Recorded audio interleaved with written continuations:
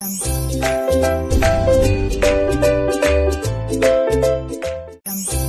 And welcome to my channel. So आज की video में हम डिस्कस करेंगे about the structure and the development of memory glands. तो मेमोरी ग्लैंड्स का क्या स्ट्रक्चर होता है एंड कैसे उनकी डेवलपमेंट होती है वो आज हम देखने वाले हैं। So starting with memory glands are the modified sweat glands.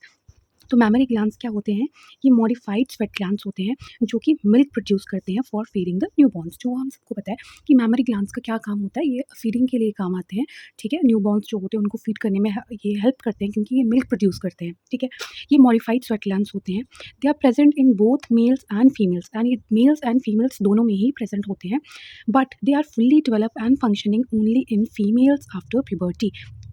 तो ये क्या चीज़ होती है, दोनों में प्रेजेंट होंगे, मेल्स में भी होंगे, फीमेल्स में भी होंगे, बट जो फीमेल्स होती हैं उनमें ही ये फंक्शनल होते हैं एंड फुली डेवलप्ड होते हैं प्यूबर्टी के बाद। ठीक है, these glands are located on the chest in humans and vary in number and position in different mammals. तो ये जो मेमोरी ग्लैंड्स होते हैं, ज़रूरी नहीं है कि 2 ही मेमोरी ग्लैंड्स हो। जैसे हम ह्यूमंस हैं तो हमें 2 मेमोरी ग्लैंड्स होते हैं। ये डिफरेंट डिफरेंट मैमल्स जो होते हैं उनमें इनका नंबर एंड इनकी पोजीशन वेरी कर सकती है। जैसे अगर ह्यूमंस में बात की जाए तो चेस्ट वाला जो रीजन होता है वहाँ पे आपको मेमोरी ग्लैंड्स देखने को मिलते हैं। ठीक है, अगर र्यूमिनेंट्स की बात की जाए, जैसे काऊ हो गया, गोट्स हो गए, डियर्स हो गए, इनमें जो मेमोरी ग्लैंड्स होते हैं they are contained in their udders. आपने देखा होगा ना कि जो काऊ के जो अडर्स होते हैं, ठीक है, वो उनके लेग के पास होते हैं, नीचे वाले रीजन में होते हैं। तो वो अडर क्या है, वो उनका मेमोरी ग्लैंड ही तो है। तो इनका जो पोजीशन एंड जो नंबर होता है इट में वेरी। ठीक है, the memory glands of other mammals that have more than 2 breast such as dogs and cats are sometimes called dugs. तो कुछ ऐसे भी मैमल्स होते हैं जिनमें 2 से ज़्यादा मेमोरी ग्लैंड्स प्रेजेंट होते हैं। जैसे डॉग्स हो गए, कैट्स हो गए, इनमें 2 मेमोरी ग्लैंड्स नहीं होते, उनमें ज़्यादा होते हैं। तो इनको कभी कभी डक्स भी बोला जाता है। And in humans they are situated on the breast. We already know this.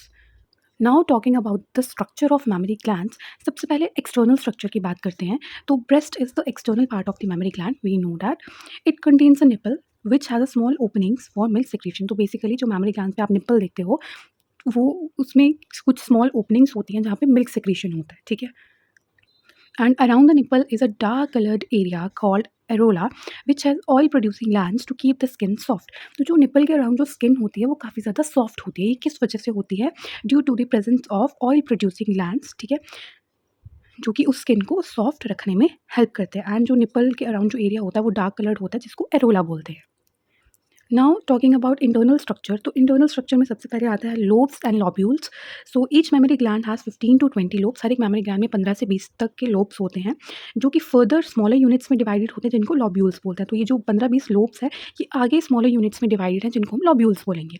Next बात करते हैं तो एल्वेलाई होता है। Alveoli small milk producing sacs होते हैं लॉब्यूल्स के अंदर। ठीक है, 15-20 लोब्स होंगे जो कि फर्दर लॉब्यूल्स में डिवाइडेड होंगे।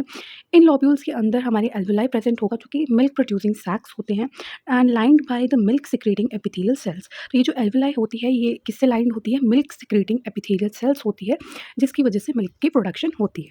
Next is duct system. Lactiferous ducts carry the milk from alveoli to the nipple. तो हमें पता है कि एल्वेलाई क्या होते हैं? मिल्क प्रोड्यूसिंग सैक्स होते हैं। These are lined by the epithelial cells जो मिल्क प्रोड्यूस करेंगे एंड एल्वेलाई से मिल्क जो है लैक्टिफेरस डक्ट्स के थ्रू निपल तक पहुंचता है। ठीक है, तो ये अगर ये निपल है तो यहाँ तक मिल्क कैसे पहुंचता है? जो यहाँ पे हमारे लॉब्यूल्स होते हैं उनमें एल्वेलाई होते हैं। एल्वेलाई से जो मिल्क होता है ये लैक्टिफेरस डक्ट के थ्रू इस निपल तक पहुंचता है। These ducts widen to form the lactiferous sinuses which store milk before it is released. तो रिलीज होने से पहले जो मिल्क स्टोर करता है वो कौन सी डक्ट स्टोर करती हैं? लैक्टिफेरस साइनसेस डक्ट होती हैं जो कि इनको स्टोर करती हैं before it is released. Next is connective tissue and fat. तो memory glands are supported by connective tissue and fat. ठीक है, जो मेमोरी ग्लैंड्स होते हैं इनको कनेक्टिव टिश्यू एंड फैट से सपोर्टेड होते हैं ये, जो कि इनको शेप देता है। तो ब्रेस्ट की जो शेप होती है ये कनेक्टिव टिश्यू एंड फैट की वजह से ही होती है। Next is blood and nerve supply. तो blood vessels supply oxygen and nutrients, ये तो हमें पता ही है। And nerves provide the sensation and help regulate milk ejection. तो जो ब्लड वेसल्स होंगे वो ऑक्सीजन एंड न्यूट्रिएंट्स प्रोवाइड करेंगी एंड जो नर्व्स होंगी ये sensation and it helps to regulate the milk ejection. Milk कब इजेक्ट करना है, कैसे करना है, किस टाइम पे करना है, वो ये सब चीज़ों का कंट्रोल कौन करता है? ये सब चीज़ें नर्व सप्लाई कंट्रोल करती है। तो अब बात करते हैं डेवलपमेंट की। ये सब तो था हमारा कि कैसे स्ट्रक्चर होता है मेमोरी ग्लैंड्स का। तो डेवलपमेंट में सबसे पहला स्टेज आता है बिफोर बर्थ, बर्थ से पहले, जिसको हम एम्ब्रियोनिक स्टेज बोलते हैं। Memory glands begin to form in the foetus around the 6th week of pregnancy. तो प्रेगनेंसी के 6 वीक से ही जो फीटस होता है उनमें मेमोरी ग्लैंड्स बनना स्टार्ट हो जाते हैं। They develop from the ectodermal tissue as memory ridges, that is milk lines. तो ये कहाँ से डेवलप करते हैं? एक्टोडर्मल टिश्यू से डेवलप करते हैं। ठीक है, as a memory ridges. Then ये जो रिचेस होती हैं ये एक्सटेंड होती हैं along the chest and later ये डिसअपियर हो जाती हैं except in the breast area. ठीक है, पहले क्या होगा? जो हमारा एक्टोडर्मल टिश्यू होगा वहाँ से ये मेमोरी रिजेस बनना स्टार्ट होती हैं, मतलब मिल्क लाइन्स बनना स्टार्ट होंगी, जो कि चेस्ट तक ये एक्सटेंड होती हैं, बाद में ये डिसअपियर हो जाती हैं except in the breast area, मतलब सिर्फ ब्रेस्ट एरिया तक रह जाती है, बाकी जगह से ये डिसअपियर हो जाती है। Second stage is childhood. अब चाइल्डहुड में क्या होता है, both boys and girls the memory glands remain undeveloped during the childhood. Childhood में दोनों फीमेल्स एंड मेल्स में जो मेमोरी ग्लैंड्स होते हैं वो मतलब अनडेवलप्ड रहते हैं, ठीक है। Next is puberty. प्यूबर्टी की बात की जाए तो गर्ल्स के अंदर एस्ट्रोजन एंड प्रोजेस्टेरॉन हार्मोन्स होते हैं, ठीक है, रिलीज होते हैं। तो इन हार्मोन्स की वजह से क्या होता है, जो लॉब्यूल्स एंड डक्ट्स होते हैं अब ये ग्रो करना स्टार्ट कर देते हैं, ठीक है।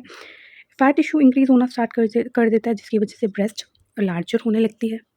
एंड बॉयज़ में बात करें तो टेस्टोस्टेरोन हार्मोन होता है, ठीक है, जिसकी वजह से ये मैमरी ग्लैंड्स की ग्रोथ नहीं होती है, ठीक है।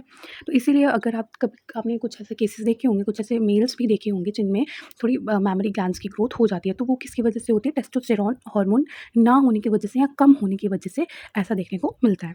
Next is pregnancy and lactation की अगर हम स्टेज में देखें तो जब भी फीमेल प्रेग्नेंट होती है तो उसमें एस्ट्रोजन, प्रोजेस्टेरॉन एंड प्रोलैक्टिन जो हार्मोन होता है उसका लेवल काफ़ी ज़्यादा हाई होता है, ठीक है। जिससे क्या होती है, फर्दर ये जो लॉब्यूल्स एंड एल्विलाई होते हैं इनकी और ज़्यादा डेवलपमेंट होती है, ठीक है। डक्ट्स की एनलार्जमेंट हो जाती है मिल्क ट्रांसपोर्ट के लिए। बर्थ के बाद अगर देखा जाए, जिसको हम लैक्टेशन स्टेज बोलते हैं, तो ये जो प्रोलैक्टिन हार्मोन होता है मिल्क प्रोडक्शन करता है। तो ये चीज़ आप सबको पता होगी कि जब फीमेल किसी बेबी को जन्म देती है तो तभी मिल्क प्रोडक्शन होती है। क्यों? क्योंकि तब प्रोलैक्टिन हार्मोन जो होता है ये रिलीज होता है, जिसकी वजह से मिल्क प्रोड्यूस होगा ब्रेस्ट के अंदर। उससे पहले कभी भी मिल्क नहीं आता, ठीक है। Oxytocin hormone helps in the release of milk. तो प्रोलैक्टिन हार्मोन क्या करेगा, मिल्क की प्रोडक्शन करेगा, एंड ऑक्सीटोसिन हार्मोन जो है ये मिल्क को रिलीज करता है, ठीक है। तो जब भी कोई फीमेल प्रेग्नेंट होती है तो उस टाइम पे एस्ट्रोजन एंड प्रोजेस्टेरॉन का लेवल बहुत ज़्यादा हाई होता है। तो उसके उसके बाद जब फीमेल बर्थ दे देगी, मतलब जब उसकी बॉडी से प्लेसेंटा आउट हो जाएगा, एक्सपेल हो जाएगा, तो उसके बाद जो ये हार्मोन है एस्ट्रोजन एंड प्रोजेस्टेरॉन, इनका लेवल कम हो जाएगा। तो उसके बाद ये जो प्रोलैक्टिन हार्मोन है ये क्या करेगा, it will stimulate the milk production, ये मिल्क प्रोडक्शन को स्टार्ट कर देगा। एंड उसके बाद जो ऑक्सीटोसिन हार्मोन है ये क्या कर देगा, मिल्क का रिलीज कर देगा फ्रॉम द मेमोरी ग्लैंड्स, ठीक है। And next stage is after the menopause. तो मेन्यूपॉज के बाद due to the drop of oestrogen levels, तो उसके बाद जो हार्मोन लेवल्स कम हो जाते हैं, ठीक है, तो उसकी वजह से क्या होता है, mammary glands shrink and the fatty tissue decreases. तो मेमोरी ग्लैंड्स जो होते हैं वो श्रिंक हो जाते हैं और जो फैटी टिश्यूज होते हैं वो भी कम हो जाते हैं, ठीक है। So this was all about the structure and the development of memory glands. If you like this video please subscribe to my channel and thank you so much for watching.